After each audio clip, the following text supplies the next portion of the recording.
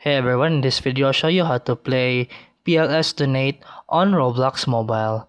Let's get started. First, include how to set up your Game Pass so people can donate.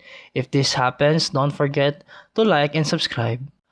First, open Roblox and tap More. At the bottom right, scroll down and tap Create. Tap the three lines at the top and choose Creation. Then, select any of your experience. You only need one to make a Game Pass. Now, tap the three lines again and scroll down and select Passes. Tap Create Pass, upload any image, enter a name, then tap Create.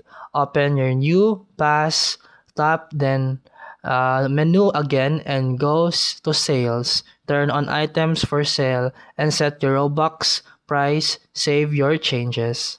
Now your Game Pass is ready. Go back to Roblox and search for Please Donate and join the game. Claim the booth and your Game Pass should appear automatically. Players can donate to you through your booth. And that's it for today's video. If you found this helpful, please like and subscribe for more videos.